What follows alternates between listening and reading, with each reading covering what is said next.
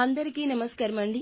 ఛానల్లోకి తిరిగి స్వాగతం. మేషరాశి జాతకుల ఇంట్లో జరిగేది ఇది.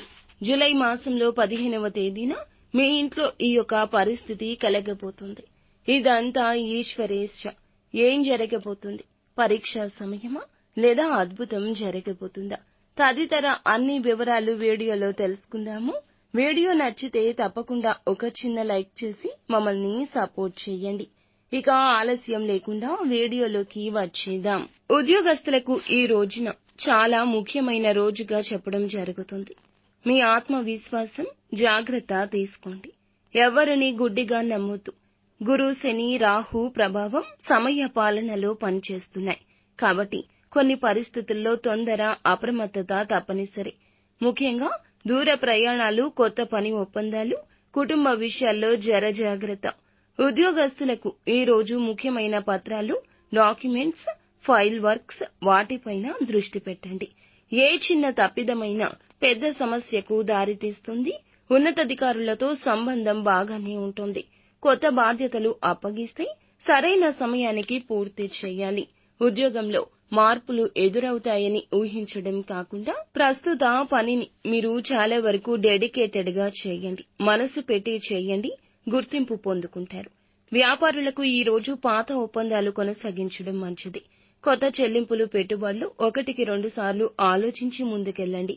భాగస్వామ్యుల మాటలు పూర్తిగా నమ్మి కొత్త రిస్క్ తీసుకోవడం క్షమించదగ్గది కాదు. పాత కస్టమర్లతో సంబంధాలు బలపరచడం కోసం లాభాలు వచ్చే సూచనలుంటాయి. ఈ రోజు మీకు ఆర్థికంగా పరిస్థితి బాగుంటుంది. కానీ ఖర్చులు కూడా అనూహ్యంగా పెరగబోతున్నాయి.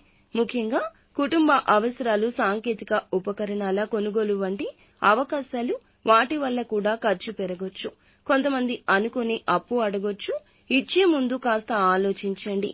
సదవకాశంగా మీరు డబ్బుని ఉపయోగించుకోండి. కుటుంబంలో పెద్దవారి మాటలు గౌరవించాలి.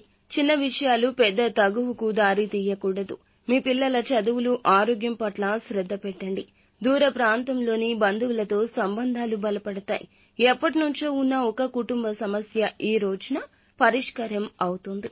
అలాగే వివాహితులకు భాగస్వామితో చిన్నపాటి తేడాలు వస్తే సులభంగా పరిష్కరించగలరు.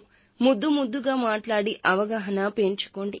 ప్రేమలో ఉన్నవారు పాత తర్కాలు వదిలేసి కొత్తగా ప్రారంభించండి. కొత్త సంబంధాలకు మాత్రం ఇంకా సమయం అనేది సరిపోదు. కొంతకాలం ఆగితేనే మంచిది. ఈ రాశి వారికి ఆరోగ్యపరంగా ఈ రోజు చాలా మిశ్రమంగా ఉంటుంది. చిన్న సమస్యలు ఉండొచ్చు.